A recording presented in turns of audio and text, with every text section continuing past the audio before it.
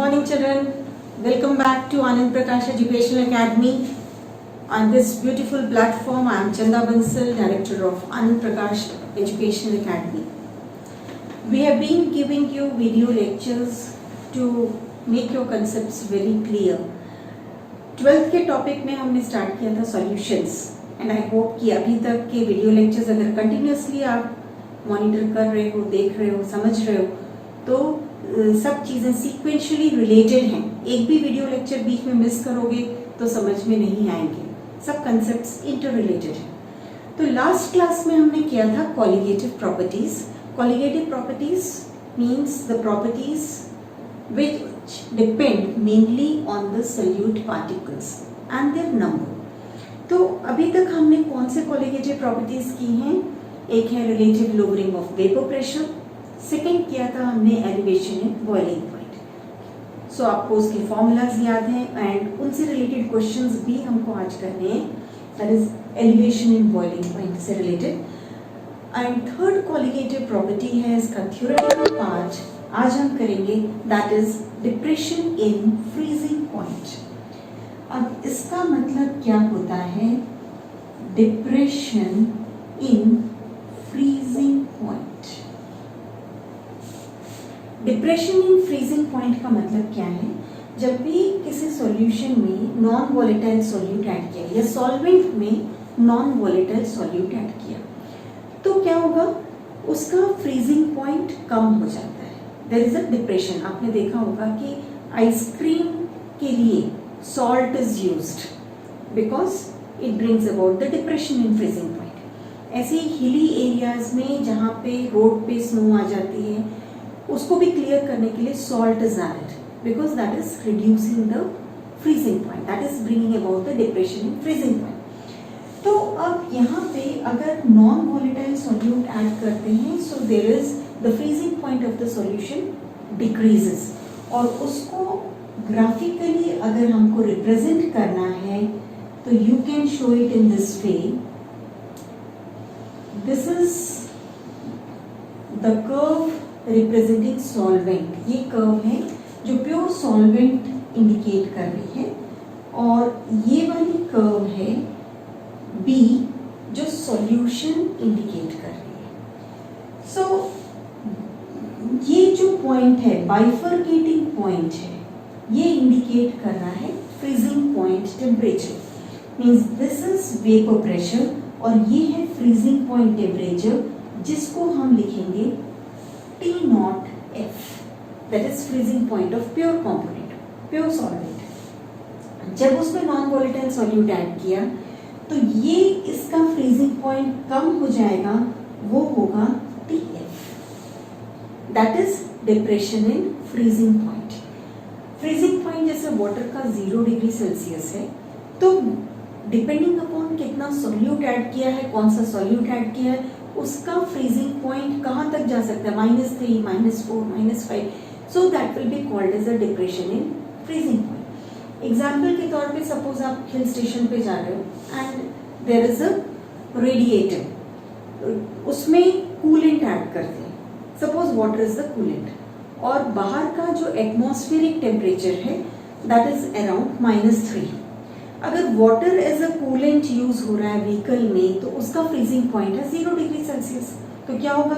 ये व्हीकल अगर उस हिली एरिया पे जा रही है जहाँ पे बाहर का टेम्परेचर -3 डिग्री सेल्सियस है तो बट नेचुरल वो वाटर फ्रीज हो जाएगा. वाटर फ्रीज हो जाएगा तो कार की फंक्शनिंग हैम्पर होगी. So in that case a cooling mixture is added, may be ethanol या कोई भी ऐसा कंपोनेंट जो वाटर के फ्रीजिंग पॉइंट को और ज़्यादा कम कर दे. तो उसमें अगर इथेनॉल, इथाइलिन ग्लाइकोल या और भी कूलेंट्स हैं जो उसमें ऐड किए जाते हैं जिससे उसका टेम्परेचर 0 से कम हो जाए, -2 हो जाए, -3 हो जाए, तो क्या होगा कि वो व्हीकल प्रॉपरली वर्क करेगी क्योंकि वाटर उसमें फ्रीज नहीं होगा. तो यहाँ पे कौन सा फिनोमेना यूज हो रहा है? Depression in freezing point. So depression in freezing point मतलब change in the freezing point temperature जब वो टेम्परेचर कम हो रहा है. So T0 F is the freezing point of water और टी एफ है फ्रीजिंग पॉइंट सॉल्यूशन का, तो दोनों का जो डिफरेंस होगा, यहाँ पे प्योर कंपोनेंट का फ्रीजिंग पॉइंट कम है, सॉल्यूशन का फ्रीजिंग पॉइंट,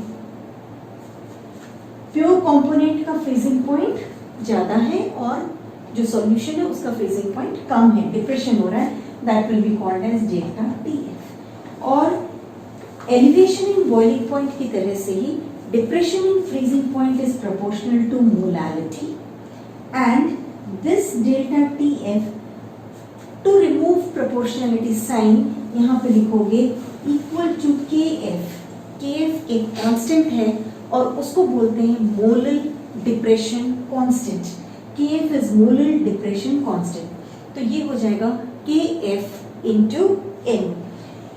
क्योंकि depression in freezing point depend कर रहा है मोलालिटी पे, अगेन ये प्रूव करता है कि depression in freezing point colligative property है, क्योंकि वो number of moles of solute particles पे डिपेंड करती है।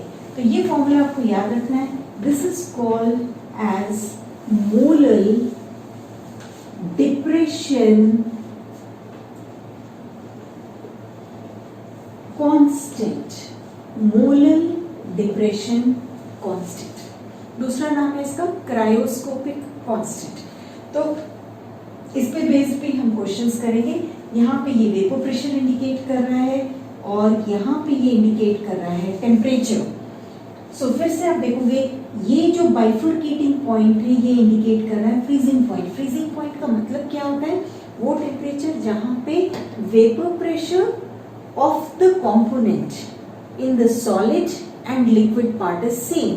मीन्स ये वो टेम्परेचर है जहाँ पे वाटर एंड आइस का वेपर प्रेशर सेम है। So that is called as a freezing point. अब इनसे रिलेटेड क्वेश्चंस आपको कैसे करने हैं that we will C.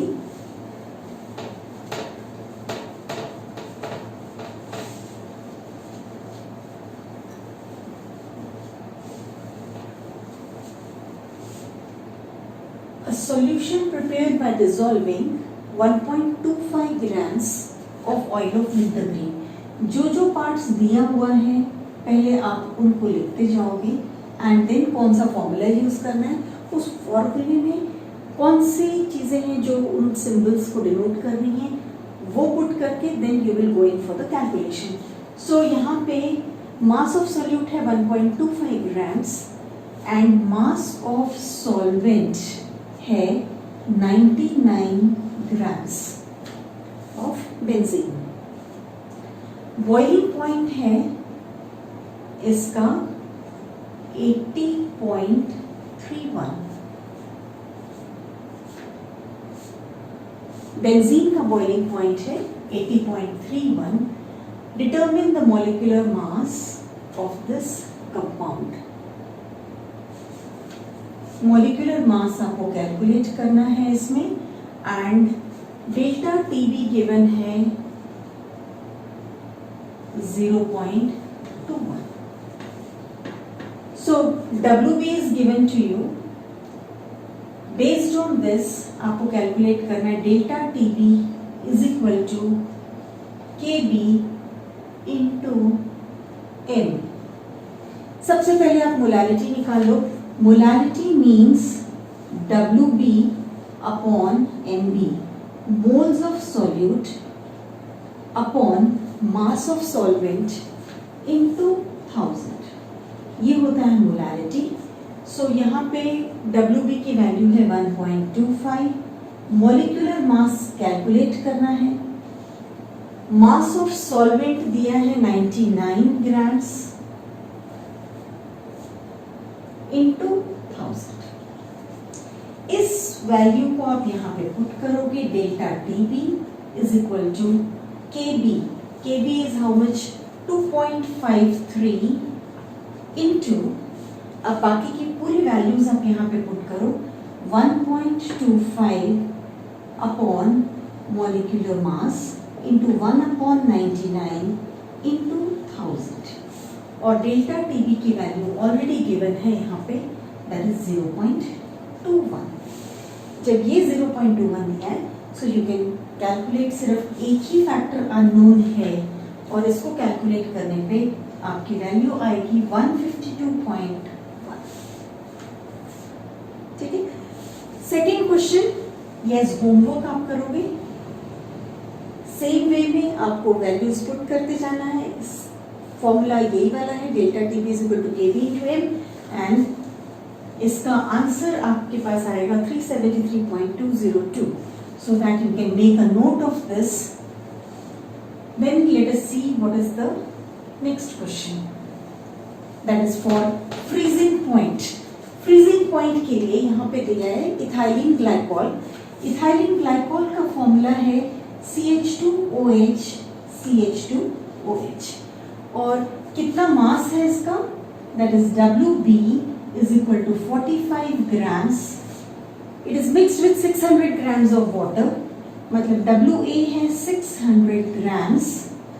You have to calculate delta TF as well as TF. और KF की वैल्यू गिवन है 1.86 केल्विन kg पर mole. Depression in freezing point का फॉर्मूला आप यूज करोगे, delta TF is equal to KF into M। KF की value यहाँ पे गिवन है 1.86। मोलालिटी को आप ब्रेक करोगे, that is moles of solute. Moles of solute 45, इसका आप मॉलिक्यूलर मास निकालोगे तो 62 आएगा। सो इसको NB अपॉन WA इंटू 1000, इसको फिर और सिंप्लीफाई करो, so you will get 1.86 into moles, that is 45 upon 62 upon mass of solvent 600 into 1000। जब इसको आप सॉल्व करोगे तो you will get the value as 2.25। तो डेल्टा TF 2.25 है। अब इथाइलिन ग्लाइकॉल का सॉल्यूशन बनाया है किसमें, वाटर में, एक्वस सॉल्यूशन है। तो फ्रीजिंग पॉइंट ऑफ वाटर कितना होता है, 273 केल्विन या 0 डिग्री सेल्सियस। इसमें delta TF is equal to T0F minus TF, ये आप लिखोगे। सो डेल्टा TF कितना है 2.25, T0F फॉर वाटर कितना होता है, दैट इज 273 केल्विन। सो ये हो जाएगा 273 माइनस TF। सो TF कितना होगा, 273 माइनस 2.25। सो ये आंसर आ जाएगा 270.90 केल्विन, ये आंसर होगा केल्विन। अगर आप यहाँ पे 0 लोगे तो आंसर भी आपका सेल्सियस में होगा, अगर यहाँ पे केल्विन लिया है तो आंसर भी केल्विन में आएगा। तो इस तरह से क्वेश्चंस बहुत इजी होते हैं, बस आपको समझना है कि कौन सा फॉर्मूला यूज करना है, कहाँ पे आपको पुट करना है, TF कैलकुलेट करना है, T0F कैलकुलेट करना है, मोल्स कैलकुलेट करना है, मॉलिक्यूलर मास कैलकुलेट करना है, and then questions become easy for you. So next lecture में हम करेंगे ऑस्मोटिक प्रेशर, और भी बहुत डिफरेंट वैरायटीज ऑफ क्वेश्चंस हम सॉल्व करेंगे। So keep watching the video lectures so that this chapter of solution becomes very, very clear. Like the video as well as subscribe the video and keep developing your concepts. Till then, thank you so much.